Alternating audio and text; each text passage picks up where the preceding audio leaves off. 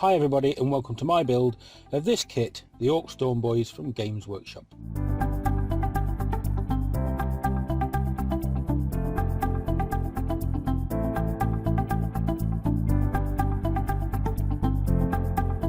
For those of you that don't know, and most of my subscribers are modelers, not wargamers, Stormboyz are orcs in space with rockets on their back so they can fly into combat with oversized meat cleavers. Yes, orcs really are that silly.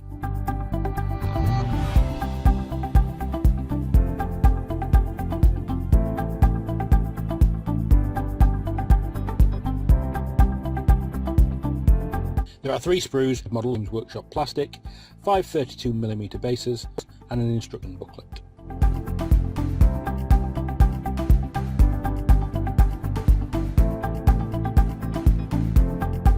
Are easy to follow, and in this kit it shows you that you have several options for different arms and things. Unlike most of the modern monopose games, they are slightly interchangeable.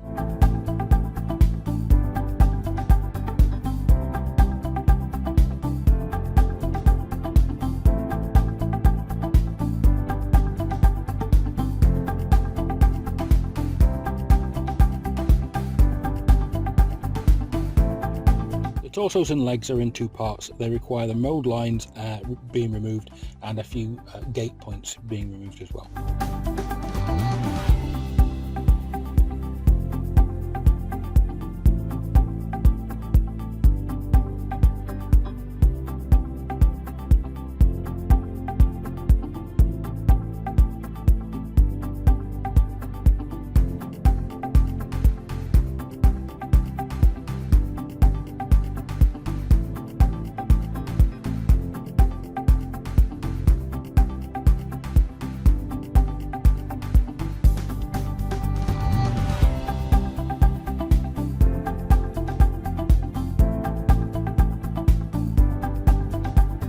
I prefer to use Revel contactor glue for this, but I'm building this while I'm away with work and I only brought the Tamiya, so I'll have to make do. They go together well though, and it's a pretty quick job.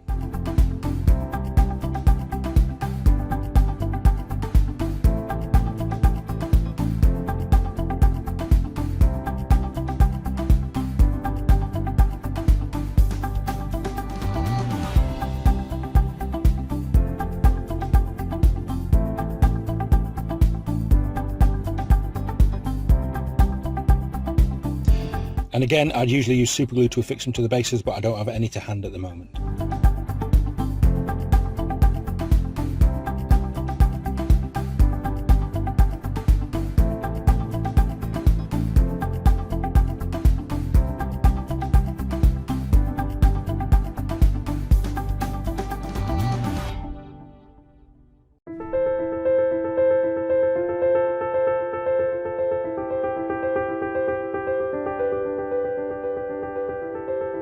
Onto the insane cobbled together rocket parts. They come in 4 parts for the main rocket, 2 for the rocket and 2 for the nose cone. They're interchangeable. And then interchangeable parts that go on top of the rockets. So they all look very different and sort of hand built. Orcs in this unit have a 50% chance of dying if they use them at full throttle, because orcs are just that nuts.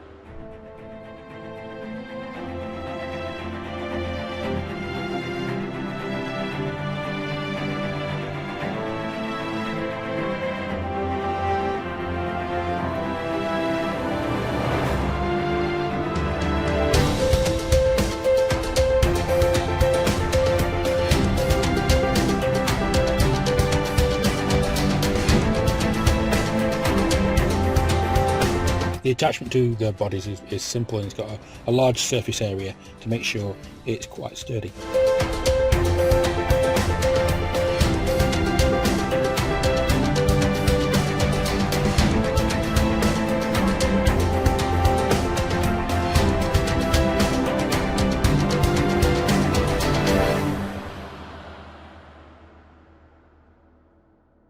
You have a choice of multiple arms with this kit, and they're fully interchangeable with regular infantry and biker kits, which means you can swap and change and have sort of different arms on different kits to add a little bit of variety.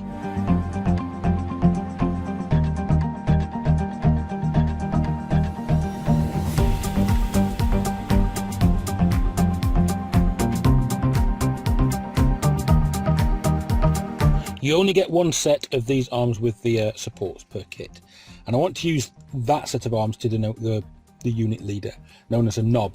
Yes, that's a knob without a K within Orcs. Unit leaders are called knobs. I forgot to do this with my previous unit of this type, and so I'm going to use the spares from that unit to make 2 knobs from this kit and then swap them out later.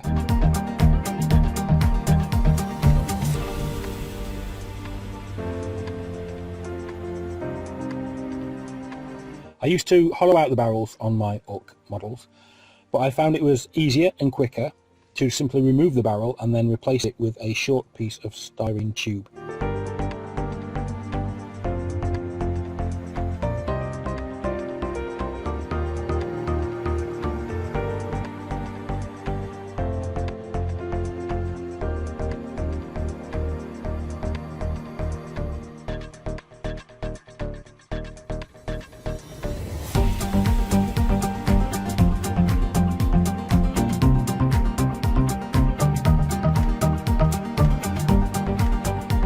I think it looks better and more to scale for a barrel.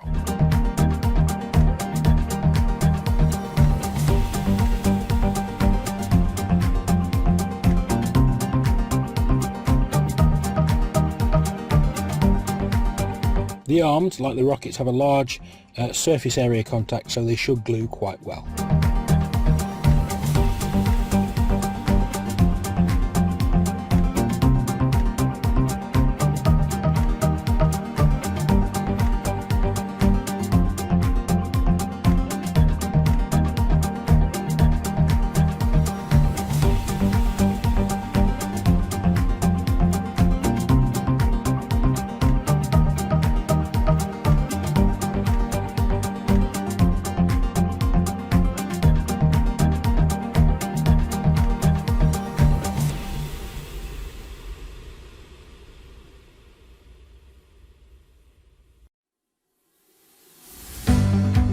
Several little bits of equipment that you can attach to their belts for them to carry, just to add a little bit of interest.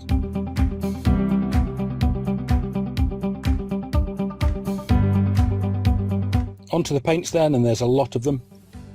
They've been primed with Halford's grey plastic primer.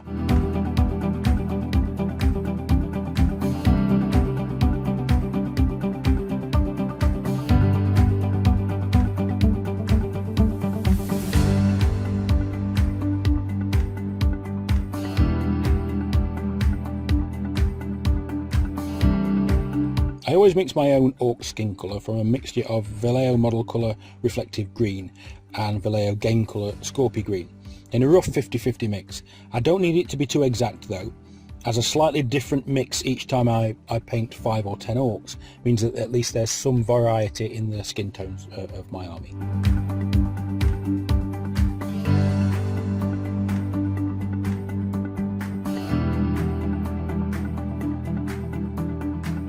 I'll mix them well with a large brush and add some water to thin the paint a little.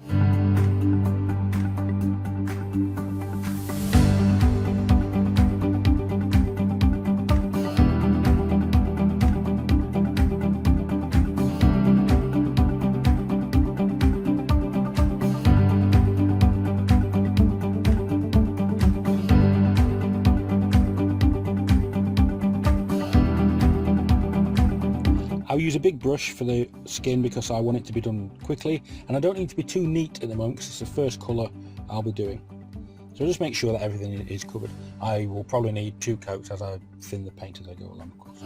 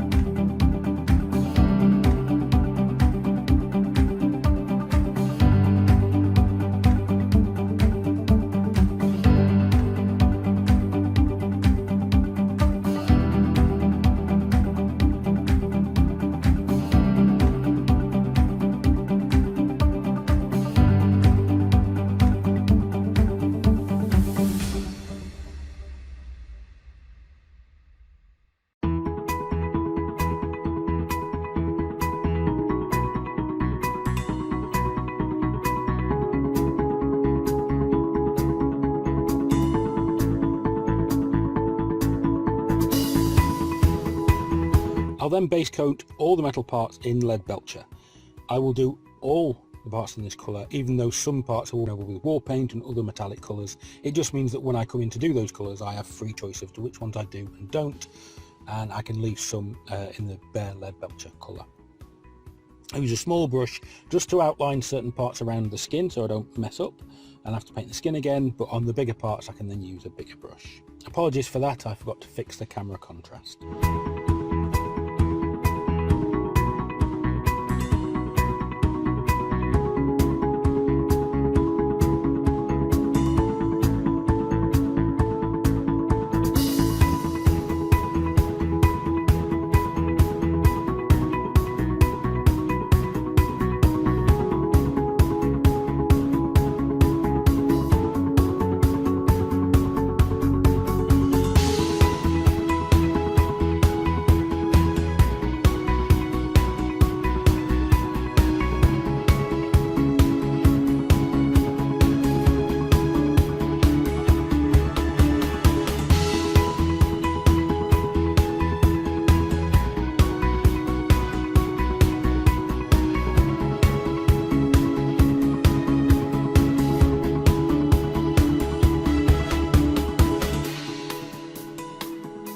Clothing will be done with a mixture of browns and greens. I won't show you that painting because at the end of the day it's just more of the same painting.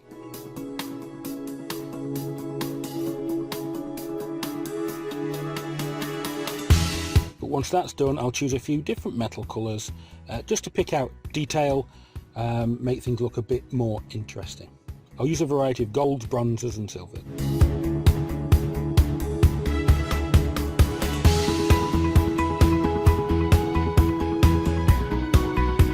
I'll then paint the teeth and nails or claws in a bone colour, and orcs from Games Workshop have a rather prominent lip, so I'll paint those pink. Now the part that makes them specifically Deathskull Orks, blue. This painting will be quite rough and ready. I'm not even going to thin the paint because we want it to look streaky in some areas and have brush marks, because at the end of the day orcs aren't neat when they paint.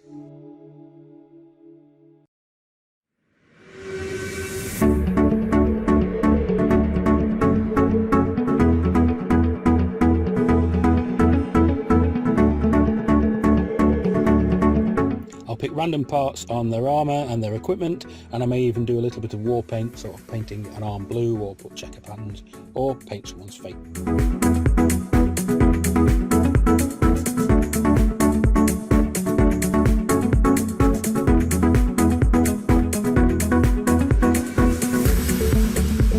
Orcs place a lot of importance on colour.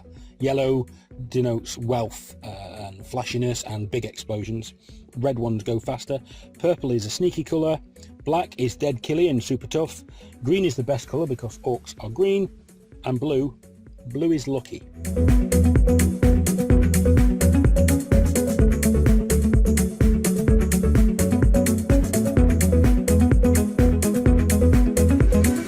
Orcs tend to like simple motifs such as checker patterns and skulls and spiked adornments on their armour and equipment. My Deathskulls will have those parts in white. Again, they're orcs, so it won't be very neat and it will be somewhat random.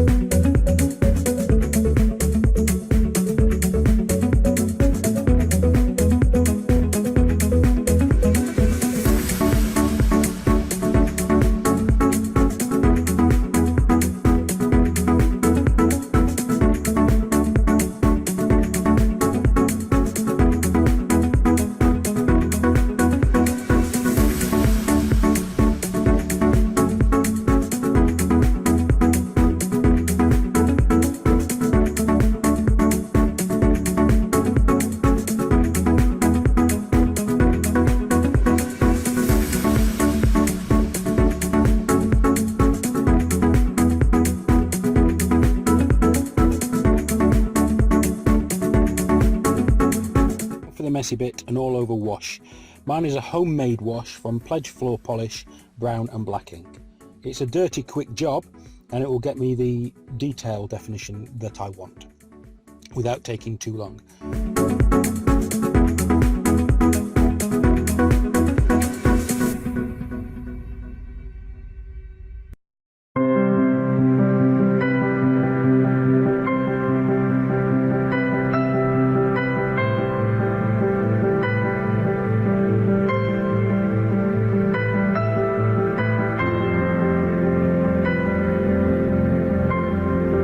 An expert painter might be cringing right now looking at the wash, but I'm not painting for competition. I just want to get them ready to go on the table for a game. I only need them to look good enough from a few feet away.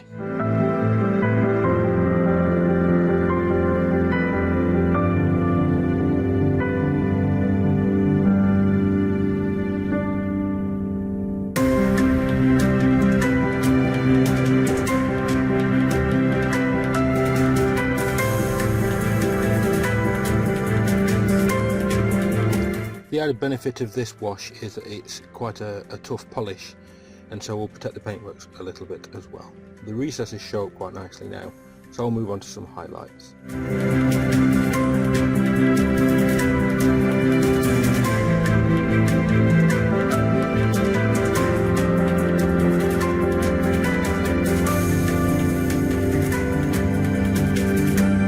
The skin is the focal point of my orcs, and so I'll give those the most attention.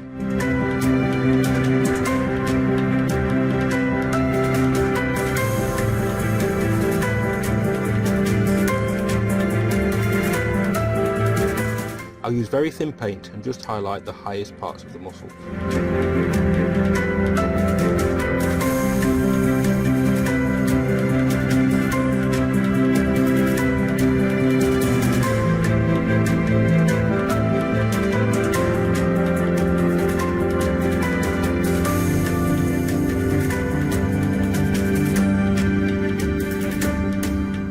Starting with the exact same skin colour and adding more and more Scorpy Green each time I do a layer, making the layers smaller and smaller until I'm simply highlighting the very tops of the muscles.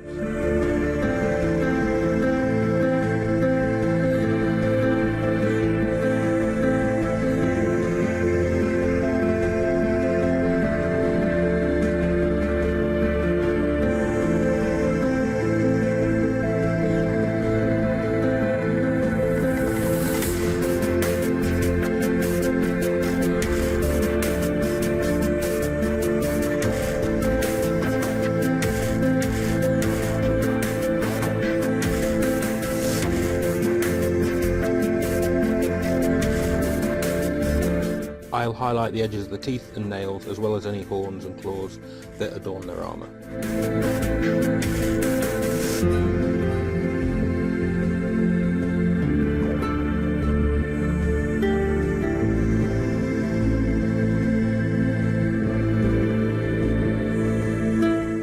Unfortunately, the video files where I gave them a matte varnish with Winsor & Newton matte and added texture to the bases got corrupted, but the bases are simply railway ballast added with PVA glue. I like to add grass tufts, things like that, sometimes a skull, a helmet or a spare weapon, just to add variety to the bases. They're really simple and boring compared to some people's bases, but again, I just need them to look good from a few feet away.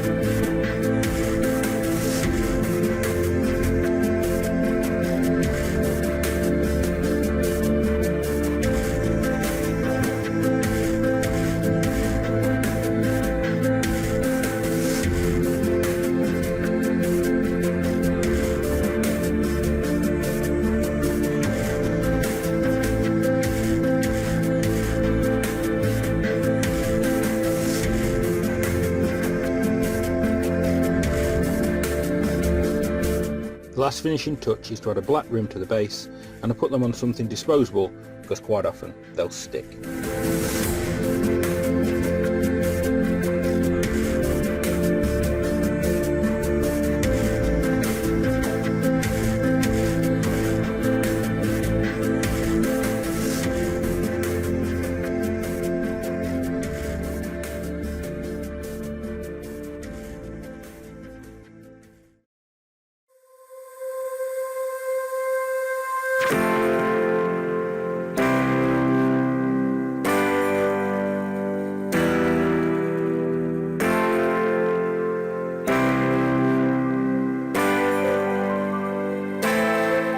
And here we have the finished unit.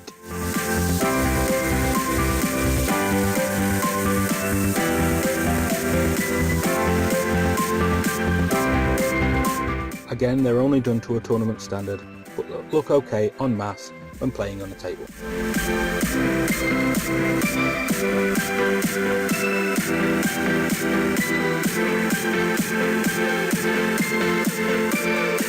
I think I've reached a good balance between speed and quality that I am happy with.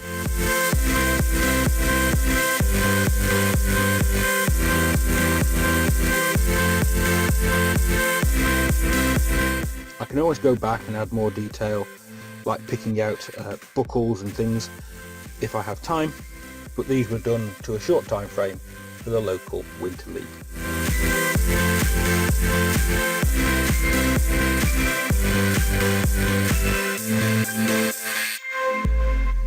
That's all for now, and all that's left to say is thanks for watching, and until next time, keep modelling and have fun.